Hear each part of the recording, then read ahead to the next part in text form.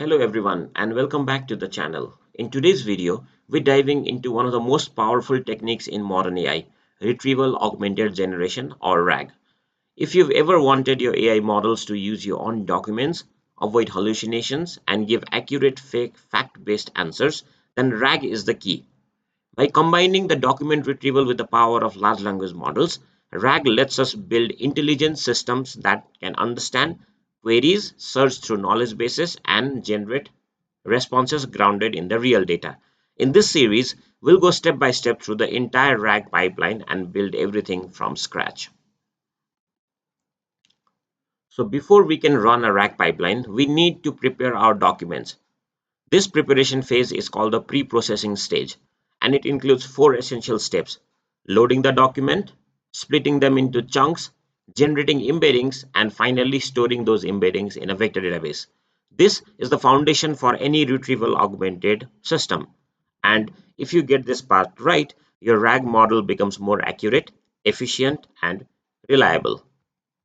So first, we load the documents. These can be our PDFs, text files, and HTML pages, CSVs, Word files, basically any source of information you want your AI to learn from. The goal here is simple: extract the raw text so that the rest of the pipeline can process it. Next, we go for splitting our text. So large language models can't handle extremely long text all at once, which is why we split the raw document into chunks. These chunks are usually short, overlapping segments of text that preserve meaning while keeping size manageable. You can split based on number of characters or number of tokens or sentences or paragraphs or even recursive splitting strategies. Good chunking is crucial. If your chunks are too small, you lose context. If they're too large, your model struggles to process them. Then once we have chunks, we convert each chunk into an embedding, a numerical vector that transforms your text into high-dimensional vectors. These vectors allows the system to understand similarity. So later, when a user asks a question, the system can retrieve the most relevant chunks based on the vector similarity. Finally, we store those embeddings inside a vector database such as Pinecone, Chroma, Vivid, or FICE. These databases are optimized for fast similarity search, meaning they can instantly find the closest matching chunks when the user asks a question. This vector DB becomes the memory layer of our RAG system. Once our documents are pre-processed and stored inside a vector database, it's finally time to actually execute the RAG pipeline. This is where the system retrieves the right information, builds the prompt, uses an agent or LLM to generate an answer, and finally connects everything into a single working chain. Step 5, we have retriever. The retriever is the engine that pulls relevant chunks from the vector database based on user's question. Whenever the user asks something, the retriever searches your embedded documents and returns the most meaningful pieces of text. Retrievers operate using two main strategies. The first is a dense retrieval and the next is a sparse retrieval. So in case of a dense retriever uses vector similarity like cosine similarity, dot product, etc. It understands the meaning, context, and the semantics, and it is actually best for modern RAG systems. In case of sparse retrieval, keyword-based search like BM25 is used, and it is good for extracting or keyword-heavy questions. In most RAG applications, dense retrieval is the core method because it understands semantic similarity and not just keywords. Then we have prompt. So after retrieving the relevant chunks, we insert them into a prompt. The prompt becomes the instruction set that guides the language model to answer based on the provided context. The prompt typically includes the user's question, the retrieved document chunks, instructions on how the model should respond. And this is where prompt engineering comes into play. You can specify tone, answer structure, whether citations are required, and formatting rules too. So this step ensures that the model stays grounded in the retrieved content and avoid hallucinations. The next is the LLM or the model. So this is the heart of the pipeline, the model that generates the final answer. You can choose any modern LLM depending on cost, accuracy, and use cases. Some common options are GPT-4, GPT 3.5, Claude, Llama models, Gemini, and local open source models. The LLM reads the prompt with the retrieved context and produces a grounded, context aware answer. And the final step or the next step is the chains. The final step is connecting everything together into a chain. A chain actually explains how data flows between components from the query to retriever to prompt to LLM and then finally the output. The chain ensures that the retrieval happens automatically. The context gets injected into the prompt, the LLM generates the final response, and the output can be structured, parsed, or formatted. This completes the RAG pipeline, transforming raw documents into an intelligent question answering system. Now that we've covered each step of the RAG pipeline, let's walk through a complete end-to-end example to see how everything comes together. In this example, we're going to take this real PDF document, process it and convert it into searchable embeddings, store those embeddings into a vector database, and then build a retrieval augmented chain that can generate questions grounded in the document. We will first start with our document loaders. So step one is going to be document loader. So we'll start by loading the PDF using a document loader. Next, we will split our text into manageable chunks using a recursive text splitter. Then we'll generate embeddings in step 3. We'll use a Hugging Face model and save everything inside a FICE vector store. Now, once our database is ready, in step 4, we'll turn it into a retriever, the component responsible for pulling out relevant information based on a user's query. Then, in step 5, we'll design a prompt template that takes the retrieved context and the user's question, making sure the model's answers strictly based on the document. Then, in step 6, we'll set up our language model. In this case, we'll use a Grok-powered Llama model, and finally, we'll connect all components in step 7 using a single chain.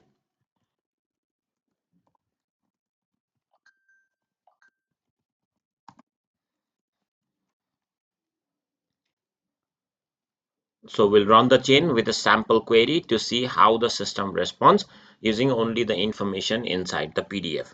So this implementation is going to give you a clear practical demonstration of how a complete RAG pipeline operates from start to finish. So first of all, please install or create the requirements.txt file for the following libraries, and then you can install your requirement file. I also have a .env file with my Hugging Face Grok, with my Grok model API as well as the Hugging Face library API key. So now I'll go to my app.py and then start using my imports. So the first import is going to come from the text splitters, import recursive character text splitter. Then for the document loaders, from LangChain underscore community dot document loaders, I'm going to import PyMu PDF loader. Then from vector stores, which is going to come from LangChain community, I'm going to import the FICE vector stores, import FICE. Then from LangChain core, which contains the runnable package, I'm going to import runnable pass-through.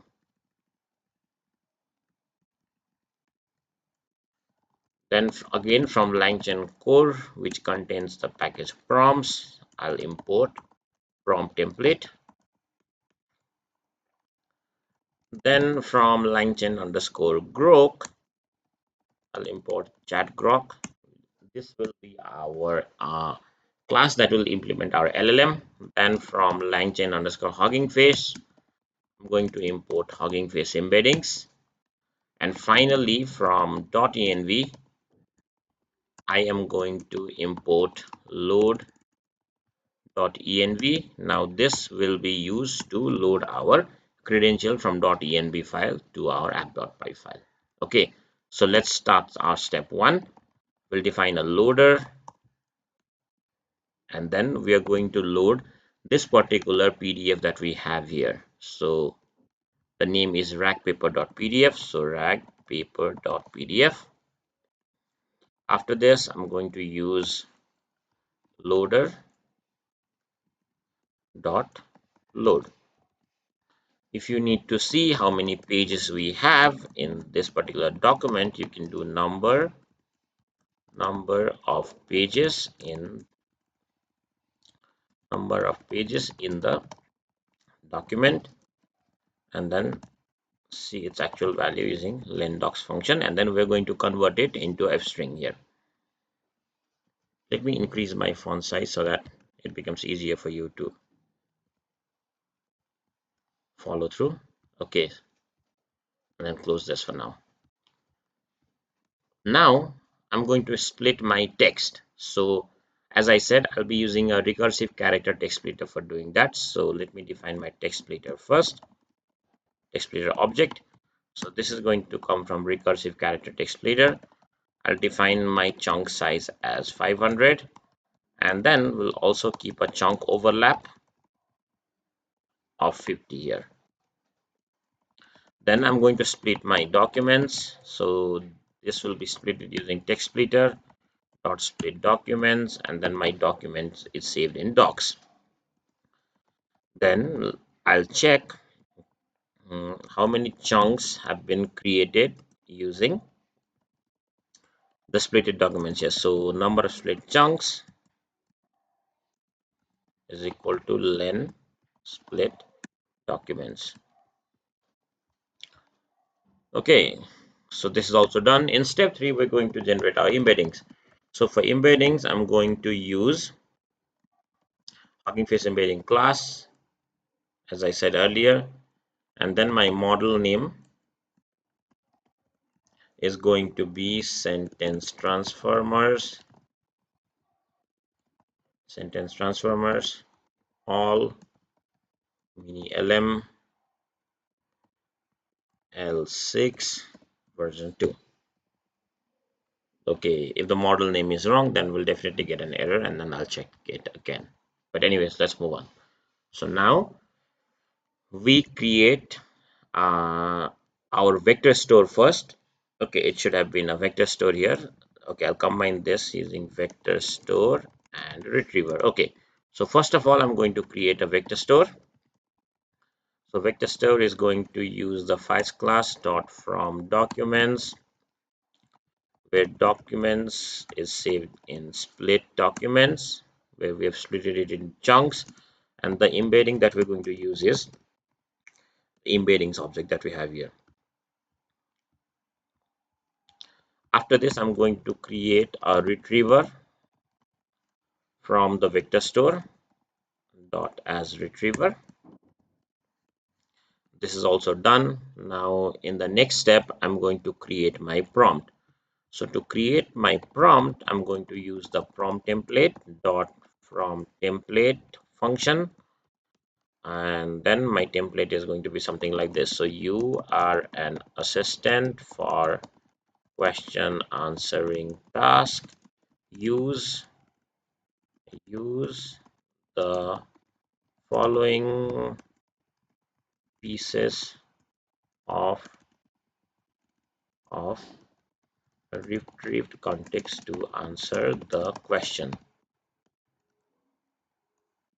If you don't know the answer, just say I don't know. Now this part of the prompt prevents the model from hallucinating or providing any random answer to which it cannot find in the document. So if you don't know the answer, just say I don't know.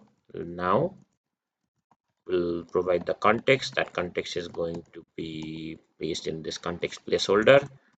I'll also provide a question. This will come inside our question placeholder, and then it will need to generate an answer here.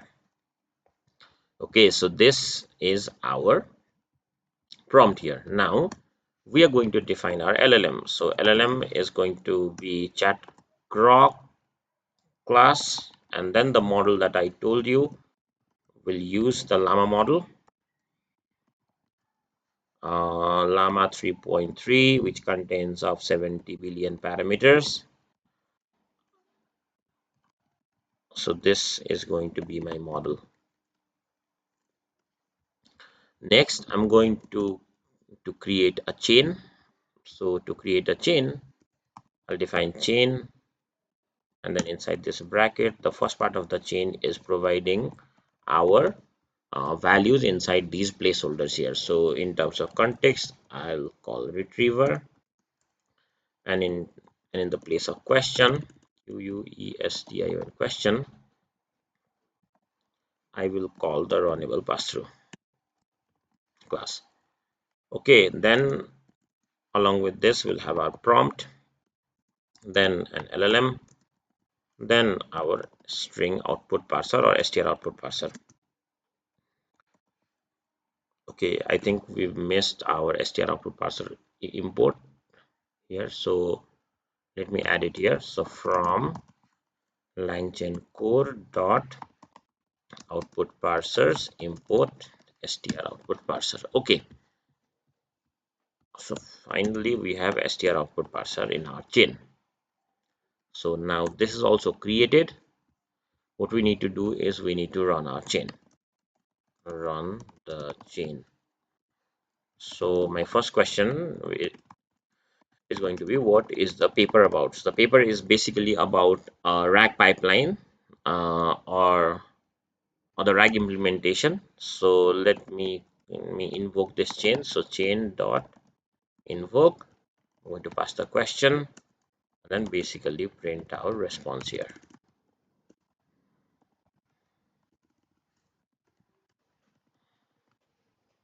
Okay, to run this, let me open a terminal.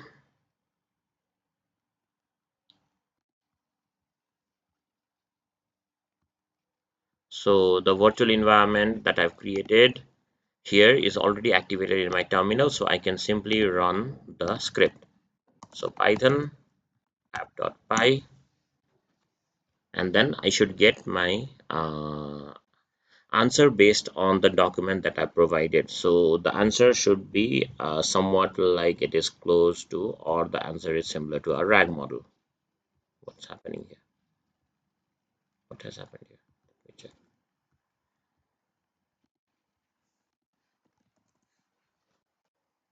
Okay, let me rerun that again. So python app.py.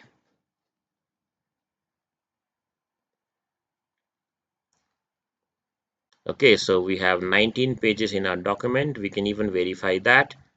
So as you can see, we have 19 pages in our document, and then based on the chunk size that we provided, the number of split chunks we've created is 158.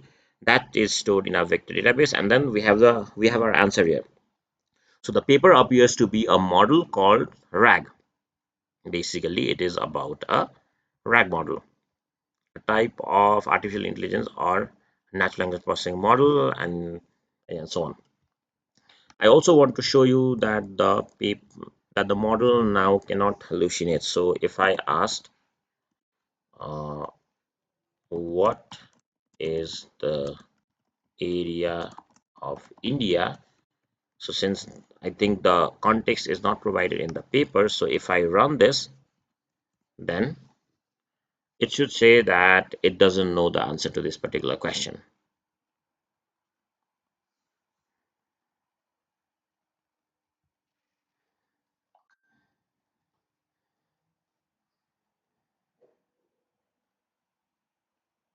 So it simply says I don't know. So yeah, we've implemented a basic form of RAG in this particular video here. And that brings us to the end of this walkthrough. So we've taken a raw PDF We processed it, we've stored it in our vector database, we built a retriever, crafted a prompt, connected everything into a chain, and then finally executed a complete retrieval augmented generation pipeline. So this example should give you a solid understanding of how every piece fits together, from pre-processing all the way to generating grounded document-based answers. So in the upcoming video, we'll dive deeper into advanced rack techniques, optimization strategies, and how to build production-ready rack systems for real-world applications. So if you found this video helpful, make sure to like the video, subscribe to the channel, and hit the bell icon so you don't miss the next part of this series. And thank you for watching, and I'll see you in the next episode.